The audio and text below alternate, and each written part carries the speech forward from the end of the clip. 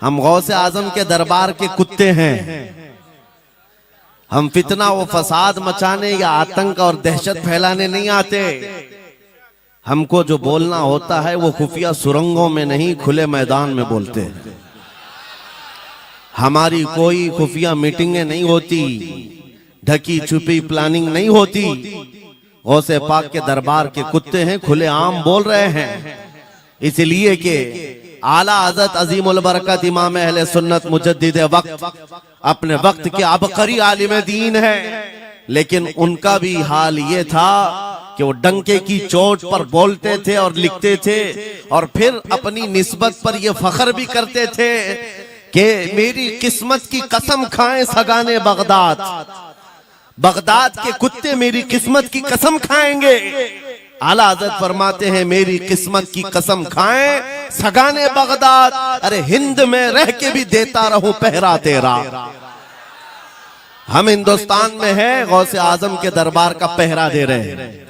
लेकिन साहब किसी को तकलीफ है तो मैं उनको एक बात बता दूं, थोड़ी बहुत आवाज हमारी ऊंची होती है इसलिए कि जिस दरबान के हम कुत्ते हैं उस तरफ अगर कोई उंगली उठाएगा भौंके के नहीं, फाड़ खाने की भी ताकत रखते हैं।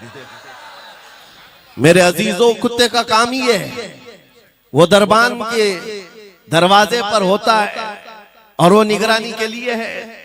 हमारी जुबानें नबी करीम सल्लल्लाहु अलैहि वसल्लम की इज्जत के लिए रखी गई।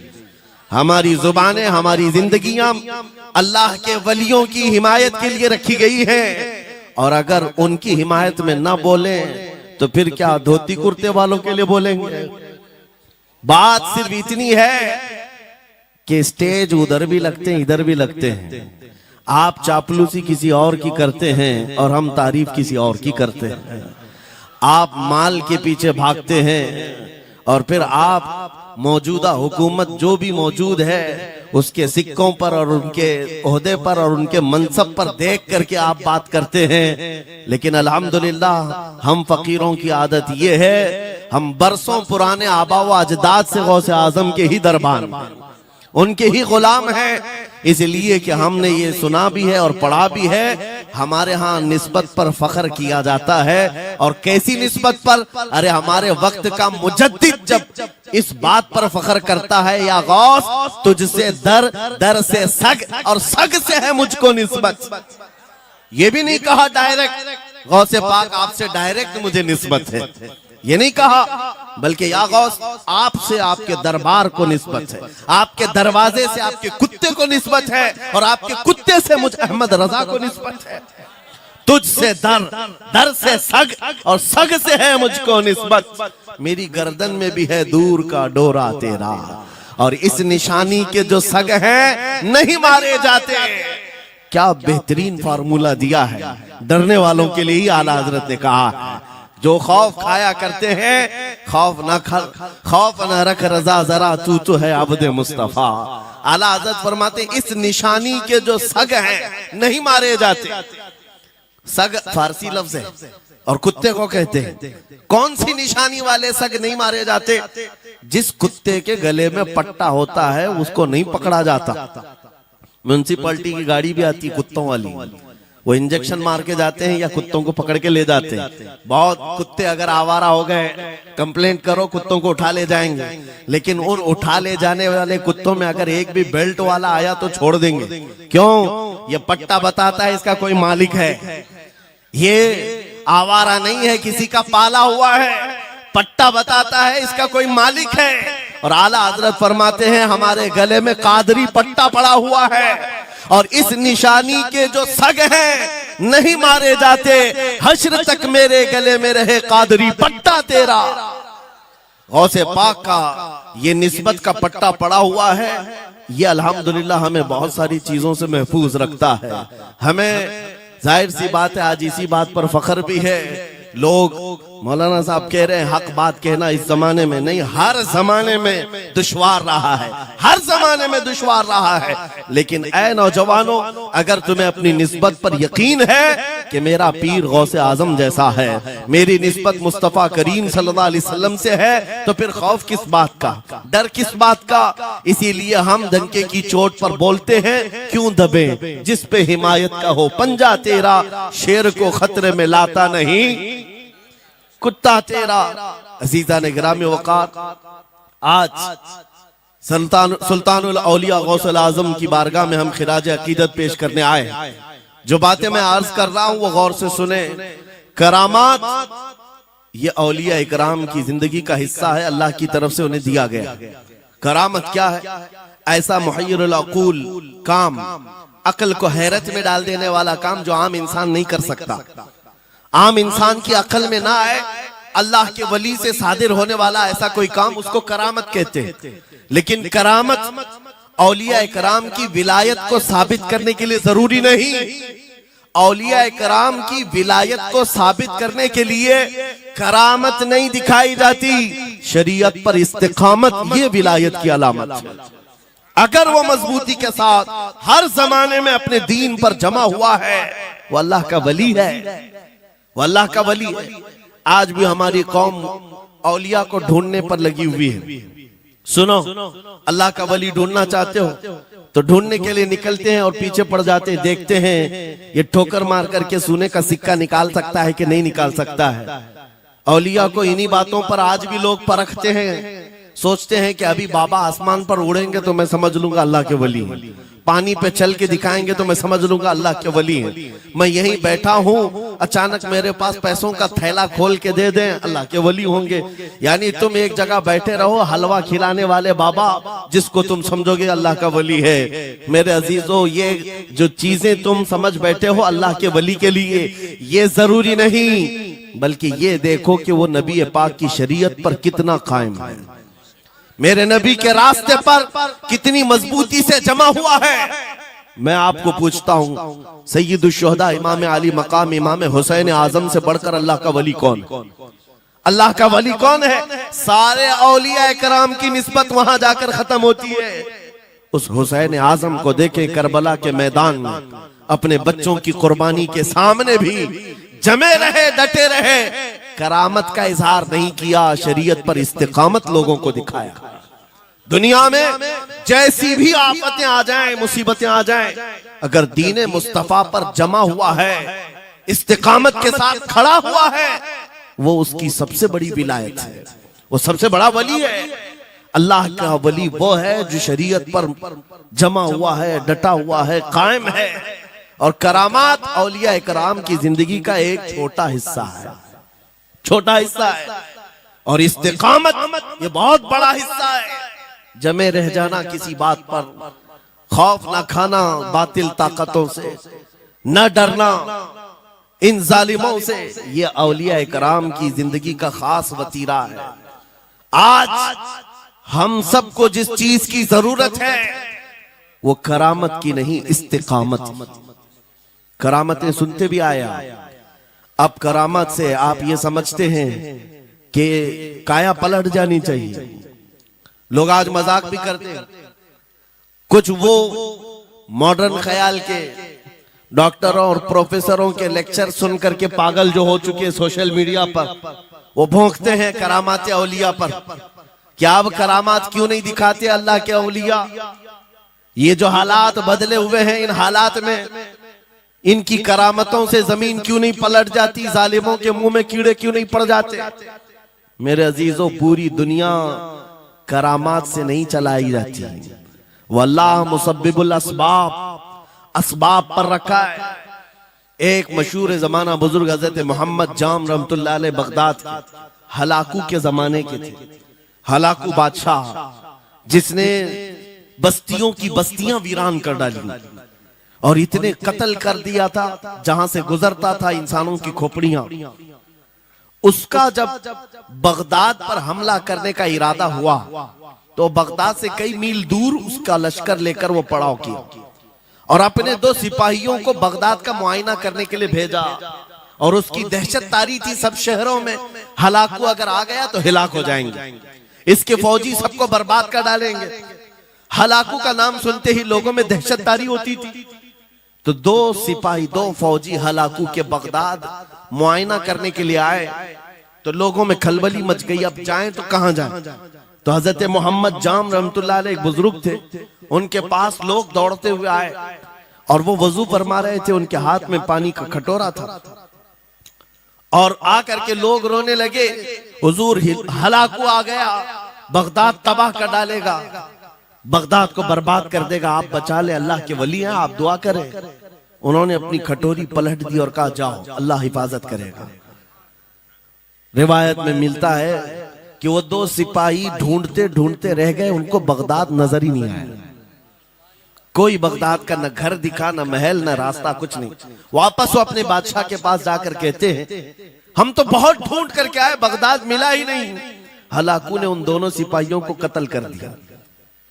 कहा कि तुम झूठ बोलते हो, मुझे बगदाद की रोशनी यहां से दिखती है और तुम्हें कैसे नजर नहीं आया? या तो तुम निकम्मे हो या तो फिर मेरे साथ धोखा कर रहे हो। कत्ल कर दिया। दूसरे दिन अपने खास दो वजीरों को भेजा कि जाओ बगदाद का मुआयना करके आओ, गलियां, वहां की सड़कें और वहां की महल्लात, वहां की इमारतें देख आओ। ये दो वजीर गए और ढूंढते रहे। जैसे ही वो बगदाद में इंटर हुए, आज फिर लोग हलाकू के इन वजीरों को देखकर दौड़े दौड़े भागते हुए इस अल्लाह के वली के पास आया, हज़रत मोहम्मद जाम। आज फिर रोने लगे, कहा हमारी बीवियां बेवा हो जाएंगी, हमारे बच्चे यतीम हो जाएंगे, सब मारे जाएंगे, आप बचा लें। आज फिर से उन्होंने कटोरी पलट दी, कहा जाओ, अल्लाह हिफाजत फरमाएगा। अल्लाह वालों का ये तसर्रुफ है, ये करामात है। वो चाहे तो पूरे लोगों को पोशीदा कर दे जालिमों की नजर से। दूसरे दिन वो वजीर भी ढूंढते रह गए, उनको भी बगदाद नजर नहीं आया। वापस गए, बादशाह के वो बड़े मोतमद लोग थे, कहा कि हम भी गए लेकिन हमको बगदाद नजर नहीं आया। हलाकू को बड़ा ताज्जुब हुआ, ऐसा कैसे हो सकता है? लोकेशन बिल्कुल सही है, हम सामने चंद मील के फासले पर है और इनको बगदाद नजर क्यों नहीं आता?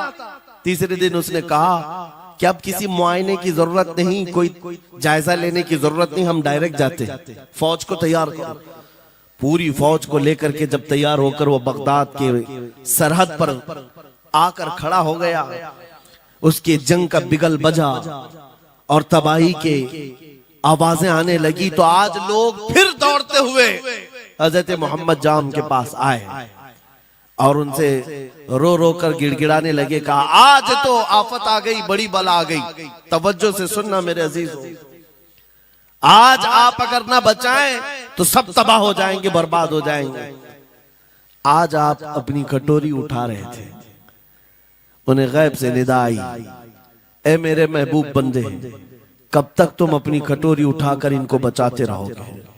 इनको मोहलत दी गई थी अपने अमाल दुरुस्त करने की, ना इन्होंने तौबा किया, ना अपने अमाल दुरुस्त किए। इनको इनके हाल पर छोड़ दो। अल्लाह के वलियों को हुक्म होता है अल्लाह का, अब इन्हें न बचाया जाए तो जाहिर सी बात है वो हुक्म इलाही के पाबंद है। उन्होंने वो कटोरी छोड़ दी। फिर हलाकू दाखिल हुआ बगदाद में और ऐसी तबाही मचाई थी कि पूरे बगदाद की सड़कों में सिर्फ खून ही खून था। तबाह बर्बाद कर दिया, ईंट से ईंट बजा डाली। इस वाक़े को मैंने पढ़ा, उसके बाद ये महसूस हुआ अल्लाह के औलिया कराम मदद जरूर करते हैं, लेकिन एक वक्त तक, जब वो वक्त आ जाए अल्लाह की तरफ से मना हो जाए कि ये कौम बड़ी सरकश है, अब इनकी मदद ना की जाए, तो फिर ये हाथ उठा लिया करते हैं और इनको हालात पर छोड़ दिया जाता है। अजीज़ान गिरामी वक़ार, औलिया कामिलीन की करामतों पर भौंकने वालों से भी मैं यही कहूंगा, वो चाहे तो पल भर में हालात हमारे बदल दें, चाहे तो जमीन को उलट पलट दें, लेकिन वो अल्लाह के हुक्म के पाबंद होते हैं। और लोगों के लिए ये बात है, नसीहत है कि जब ऐसे हालात आ जाएं, आप इधर उधर भागने की बजाय पहले अपने दिल की तरफ देखें, कहीं मेरे गुनाहों से दिल के धब्बे बढ़ तो नहीं गए, मेरा दिल सियाह तो नहीं हो गया। सच बताओ मेरे अजीजों, इतने सख्त हालात के बाद कितने लोगों को ऐसी तौफीक हुई कि रात का अंधेरा छा गया हो और तौबा करने का जज्बा बढ़ गया हो। रात के वक्त बैठ करके रोने लग गया हो। फिलिस्तीन के गज्जा के उन मुसलमानों की हालत सार को देखकर रूह अगर तड़पती है और तुम अपने अमाल की सेहत और दुरुस्तगी के लिए तौबा कर ले जाते हो, ये बहुत बड़ी नेमत है अल्लाह की। फिर तुम्हें किसी करामत के ज़ुहूर की जरूरत नहीं, तुम्हारा बदलना ही दुनिया के हालात को बदल देगा, सब बदल जाएगा। लेकिन अगर उन्हीं हालात पर बाकी रहे तो फिर करामत से भी तुम नहीं बदलोगे और ना हालात बदलेंगे, कोई चीज नहीं बदलेगी। इन्नल्लाह ला युगय्यिरु मा बिकौमिन हत्ता युगय्यिरु मा बिअनफुसिहिम। कुरान में मेरा मौला फरमाता है, बेशक अल्लाह ताला उस वक्त तक किसी कौम की हालत नहीं बदलता जब तक उस कौम को खुद अपनी हालत बदलने का ख्याल ना हो। हम अपनी जानिब से शुरुआत करें और फिर हालात खुद बदल जाएंगे, हालात खुद बदल जाएंगे। सरकार सैयदना गौस आजम अब्दुल कादिर जीलानी रदी अल्लाह तआला अन्हु जिस हाल में बगदाद तशरीफ लाए थे, उस जमाने को याद करें, उस जमाने को याद करें। वो ऐसा जमाना था कि उस वक्त हक बोलना एक जुर्म हो गया था। शिया नवाज खलीफा मौजूद थे, हजरत अबू बकर हजरत उमर का नाम लेने पर भी मस्जिद के दरवाजे पर कोड़े मारे जाते थे। ये वो हालात थे, उलमा की जुबानें गंग थी, बोल नहीं पाते थे। खुतबा क्या देना है वो बिल्कुल स्क्रिप्टेड, जो खलीफा वक्त चाहे बस उतना ही। आज जैसे सऊदियों के यहाँ ये रिवाज है, बादशाह की हिमायत में और बादशाह जैसा चाहे वैसी मस्जिद का मौलवी भी बोलता रहे। शरीयत क्या कह रही है, मेरे मुस्तफा करीम सल्लल्लाहु ताला अलैहि वसल्लम की तालीमात क्या कह रही है, इससे क्या सरोकार, बस उतनी बातें करो जितनी उनके बादशाह की हिमायत की। ये दौर गौसे आजम के जमाने का भी था। उस वक्त हक बोलना एक बहुत बड़ा जुर्म था, उलमा को कोड़े मारे जाते थे। आपको पता है उसी बगदाद में सिर्फ एक हक बात का ऐलान करने की वजह से इमाम अहमद बिन हंबल को 300 कोड़े मारे गए थे। उनकी पीठ झुक गई थी, उनकी रीढ़ की हड्डी टेढ़ी हो गई थी।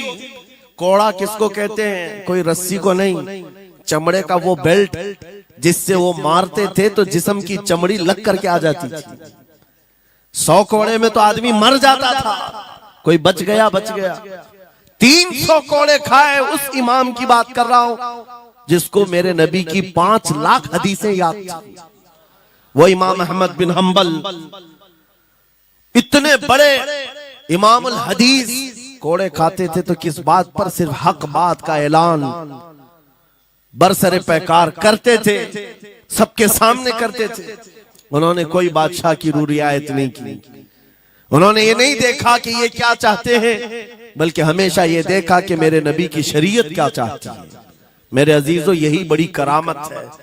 गौसे आजम की बड़ी करामतों में से करामत ये है, उस जमाने में आप बगदाद तशरीफ लाए जब हालात ऐसे थे कि हक बोलना दुश्वार था, और आप जब मस्जिद पर खड़े, मस्जिद के मिंबर पर खड़े होकर ऐलान करने लग गए, हैबत ऐसी तारी थी कि कोई आपको रोक ना सका, और आपकी ये हक्कानियत की तबलीग फैलती गई। शुरू में 10 लोग, फिर 20 लोग, फिर 100-200, फिर 1000-2000।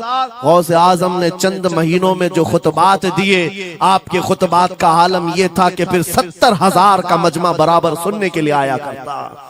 और गौसे आजम का ये खुतबा एक नहीं, हजारों खुतबात हैं। जब जब आप खुतबा देते थे, एक बात याद रखें, जुबान अगर पाक हो और अल्लाह की नबी पाक की शरीयत ताहिरा बोलती हो, उस जुबान में भला का असर होता है, अल्लाह करीम की तरफ से असर डाला जाता है। हक बात अगर बुलंद आवाज से कहो, ये मत देखो कि मैं कौन हूं, ये देखो कि कलाम किसका है। अल्लाह करीम लोगों के दिलों पर बात डालता है। गौसे आजम की जुबान से निकले हुए कलमात ऐसे हुआ करते, मजमा खत्म होने से पहले पता नहीं कितनों की तो लाशें उठाई जाती थी, कितने तो वहां बेहोश हो जाते। किस बात पर? इतना असर करता दिल पर कि लोग कपड़े फाड़ लेते थे। खुतबे के अंदर, बयान के अंदर ऐसा असर होता कि लोग बैठे बैठे मदहोश हो जाते, कोई जोश हाल में कपड़े फाड़ डालते। रिवायात में बताया गया कोई एक मजमा भी ऐसा नहीं जिसमें हुजूर गौसे पाक की तकरीर के बाद जनाजा ना उठाया गया। हर खिताबत के बाद। और बोलते क्या थे, हैरत की बात है मेरे अजीजों, आज बाज लोग ये कहते हैं, हम भी बहुत सारी चीजें बयान कर रहे हैं, मैं अपने लिए भी नसीहत और सारे उलमा के लिए भी कहता हूं, लोगों के पल्ले नहीं पड़ती, लोगों के कानों में नहीं जाती। ये जुमा में आते हैं, सोते रहते हैं, जब इमाम खड़ा होता है नमाज के लिए तो ये झटका लेकर के खड़े होते हैं, बयान यूं ही चला जाता है। मेरे अजीजों, दो चीजों की पाबंदी जरूरी है। मैंने पढ़ा था इमाम अहमद बिन हम्बल नहीं, हजरत सुफियान सौरी रदी अल्लाह ताला, हजरत सुफियान सौरी नसीहत कर रहे थे, और जब वो नसीहत करते तो लोग रो पड़ते थे, आखिरत को याद करते, कब्र की होलनाकियों का तज़किरा करते तो लोग रोने लगते थे। एक बंदा था, वो मजलिस में आया करता और खामोश बैठता और उस पर कुछ भी असर नहीं। एक दिन उसने पकड़ करके पूछा हजरत सुफियान से, आप जब बयान करते तो लोग धाड़े मार मार कर रोते हैं, मुझे तो कुछ नहीं होता, मैं तो ऐसे ही बैठा रहता हूं। आपने क्या फरमाया? आपने ये नहीं फरमाया कि तू बदतमीज है, तू बदमाश है, तू बदअमल है। फरमाया दो में से एक खराबी हो सकती है, या मेरा दिल खराब होगा या तेरा दिल खराब होगा, इसलिए कि मैं बात रसूलुल्लाह की कर रहा हूं, इसमें असर तो होगा ही। दो में से कोई एक खराब होगा, ये नहीं फरमाया कि तू ही खराब। यहां पर हमारे लिए नसीहत है, बोलने वाली जुबान पाक हो और लुकमा हलाल का जाता हो, अल्लाह असर जरूर पैदा फरमाता है। सरकार गौसे पाक रदी अल्लाह ताला अन्हु मिंबर पर खड़े होकर बयान कर रहे हैं। क्या बयान कर रहे हैं सुने। एक दिन आप हजरत अब्दुल जब्बार को बैठाए, अपने बेटे को, वो बयान करते रहे, उसके बाद उतर कर क्या कहा, अब्बा जान आप जो बयान करते हैं उसमें जो रिक्कत तारी होती है वो मेरे बयान में नहीं होती, आप बयान करें। गौसे पाक मिंबर पर खड़े हो गए और सुनो, 70,000 का मजमा है। गौसे पाक की तकरीर क्या है, डायरेक्ट शुरू फरमाते गौसे पाक, ऐ लोगों मेरे घर में आज एक बड़ा हादसा हो गया। अपने घर का वाकया बयान कर रहे, मेरे घर में आज एक अजीब हादसा हो गया। अब्दुल जब्बार की माँ यानी अपनी बीवी के बारे में कह रहे हैं, उनके बेटे हजरत अब्दुल जब्बार कहते हैं, अब्दुल जब्बार की माँ मेरे लिए दही मट्टी की हांडी में जमा कर रखी हुई थी, एक छीके से लटकाई हुई। गर्मियों के दिन थे, आज मेरी भी ख्वाहिश थी दही खाने की। मैं घर पहुंचा दोपहर के वक्त, दही की हांडी मेरी बीवी ने उठा करके दस्तरखान पर रखा था। मेरे पहुंचने से पहले ही एक बिल्ला आया घर में और पांव से झपटा मारा, वो दही का मटका गिर गया, टूट गया और दही पूरा जमीन पर बह गया। न माँ खा सका न मेरी बीवी खा सकी। इतना बयान करना था कि लोग ठाड़े मारकर रोने लग गए, कपड़े फाड़ने लग गए, लोगों के अंदर जोश हाल से कैफियत बदल गई। मेरे अजीजों, कोई अपने घर का वाकया बयान कर रहा हो कि दही की हांडी फट गई, दही बह गया, इसमें कौन सी ऐसी बात है रोने की? ये हमारे और तुम्हारे लिए हो सकता है। गौसे आजम का मजमा भी अहले दिल का हुआ करता था, वो बसीरत वाले लोग बैठते थे। गौसे पाक क्या बयान कर रहे थे? गौसे पाक के बयान का मतलब ये नहीं है कि अब्दुल उनकी बीवी दही की हांडी जमाई थी और उनके लिए खाने का इंतजार कर रही थी। गौसे आजम अपने वाकये से दुनिया की हालत बता रहे थे, ऐ लोगों, जिस तरह मेरे घर में आज मेरे खाने से पहले दही का मटका टूट गया और दही बह गया, सबकी हालतें तकरीबन ऐसी होती हैं। इंसान अपने लिए इतना कमाता है, माल जमा करता रहता है, और जब उसके खाने का वक्त आता है मलकुल मौत पंजा मारकर रूह निकाल लेता है और सारा माल उसका धरा का धरा रह जाता है, ना वो चख पाता है ना खा पाता है। गौसे पाक रज़ी अल्लाह ताला अन्हु ये दुनिया की हालात बता रहे थे। और मेरे अजीजों, आज भी वही हालात हैं हमारे, आज भी वही हालात हैं। हमने कमाने के लिए अपनी सेहत गंवा दी, रात नहीं देखा, दिन नहीं देखा, दौड़ते रहे माल हासिल करने के लिए, इतना जमा कर लूं, इतना जमा कर लूं, इतना जमा कर लिया, जब तक तो सेहत बिगड़ गई, शुगर भी आ गई, बीपी भी आ गई, और ऐसी बीमारियां लग गई कि अब इनको ठीक करने के लिए जितना जमा किया था खर्चा करते रहो। शेख सादी रहमतुल्लाह अलैह फरमाते हैं, ये दो कामों में तो इंसान की पूरी जिंदगी खत्म होती है। पहले कमाने के लिए सेहत गंवाता है और फिर सेहत बचाने के लिए माल गंवाता है। ये दो चीजों में गौसे पाक रज़ियल्लाहु ताला अन्हु की नसीहत यही थी कि इतना जमा कर ले जाते हो, इतना जमा करते हो कि फिर जब खाने का वक्त आता है तो मियाँ ऐसे हालात होते हैं कि नमक भी नहीं खा पाते, शक्कर भी नहीं खा पाते। दूसरी बातें तो छोड़ो, शुगर वाले शक्कर नहीं चख पाते, बीपी वाले नमक नहीं चख पाते। अरे ये बड़ी छोटी चीजें हैं, और माल देखो तो करोड़ों का है, अरबों का है, अरबों का माल पड़ा हुआ है, नमक नहीं चख पाते, शक्कर नहीं खा पाते। किसके लिए जमा किया था? और थोड़ी और बड़ी बीमारी हो गई तो पानी भी नहीं पी पाते, डायलिसिस चल रहा है, किडनी खराब है। कितने ऐसे लोग मिलते हैं आज, कितने ऐसे हैं जिन्होंने साफ मुझसे कहा कि डॉक्टर ने पूरा गिन करके कहा है कि पूरे दिन भर में जो है एक ढक्कन से पानी पीना, बोतल का जो ढक्कन होता है उस ढक्कन से बस बूंद बूंद चखते रहना, पानी ही ना पियो, इसलिए कि किडनी काम नहीं करती।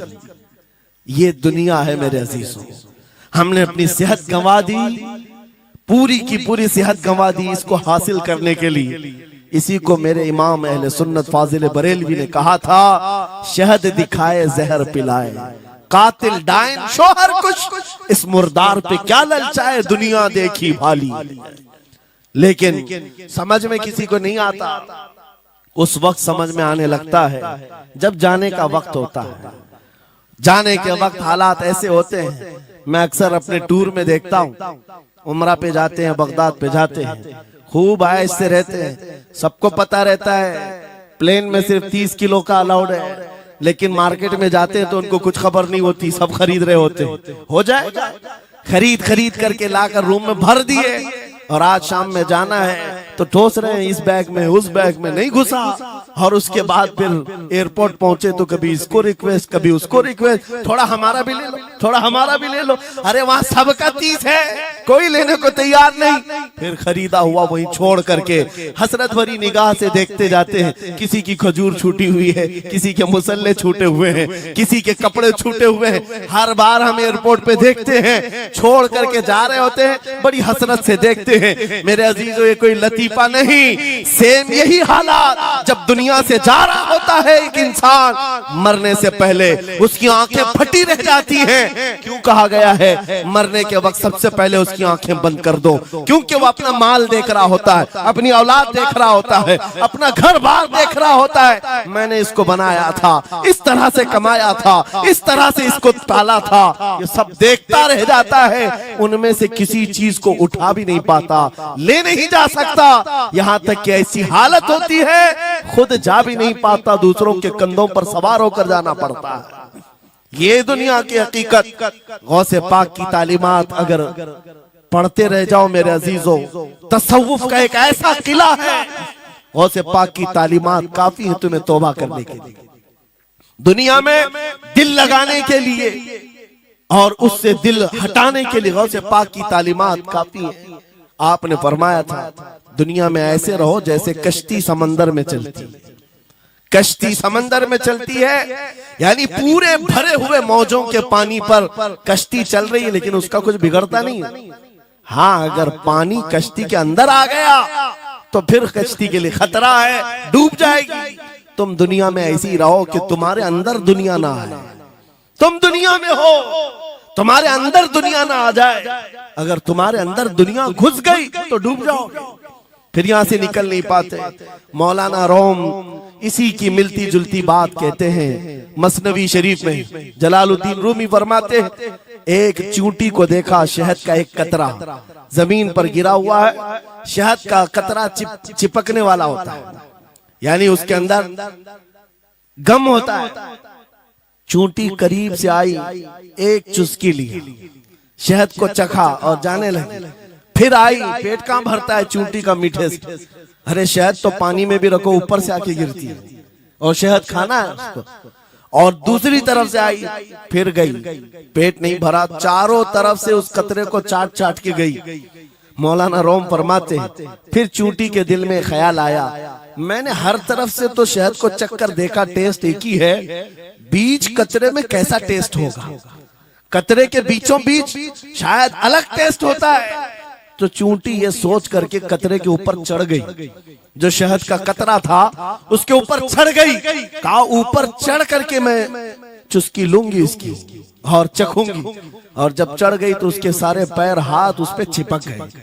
चूप तो लिया, शहद खा तो लिया, लेकिन वापस आने का कोई रास्ता ही नहीं था। सारे हाथ पैर उस शहद के गम में चिपक गए। चूंटी की उसी कतरे में मौत हो गई। मौलाना जलालुद्दीन रूमी फरमाते हैं इंसान यही करता है, माल कभी इधर से कमाता है, कभी उधर से कमाता है, हर जगह से देखता है, सारे टेस्ट ले लेता है, बाद में बड़े बड़े लोगों को देखता है, अरे नेताजी तो बड़े बंगले में, वहां कैसा ऐश होता होगा, कोई उस रिजॉर्ट में है, वहां कैसी मस्तियां होती होंगी, वहां भी जाकर देख लूं। ये वहां भी यहाँ भी करते करते घुस जाता है और दुनिया में ऐसा मसरूफ होता है, उसकी मौत आ जाती है, तौबा की मोहलत नहीं मिल पाती, उसी दुनिया में फंस जाता है। मेरे अजीजों, गौसे आजम की तालीमात ये हैं, दुनिया में ऐसे रहो जैसे कश्ती समंदर में रहती है, तुम्हारे अंदर पानी ना आने पाए, अगर तुम्हारे अंदर आ गया तो डूब जाओगे। इन तालीमात पर अमल करते हुए आज हम हालात देख सकते हैं, जितनी चीजों ने हमें बिगाड़ा है आज, वो दुनिया की मोहब्बत है, वो दुनिया की मोहब्बत है। मेरे आका सल्लल्लाहु अलैहि वसल्लम का एक फरमान मैं सुनाता हूँ, अबू दाऊद शरीफ की हदीस है, वो आज के जमाने में अगर मैं आपके सामने बयान करूं तो ऐसा लगे हमारे लिए ही बयान हुआ है।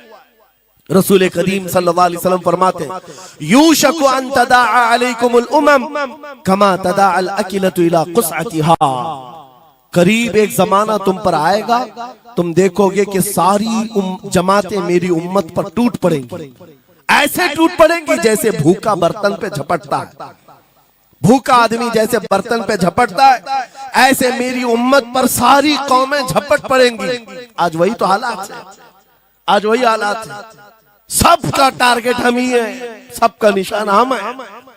सहाबा ने पूछा उस वक्त, यौमइदिन नहनु मिन क़िल्लतिन या रसूल अल्लाह, ऐ अल्लाह के रसूल उस जमाने में हमारी तादाद कम होगी, ऐसा क्यों होगा कि सारे लोग हम पर झपट पड़ेंगे?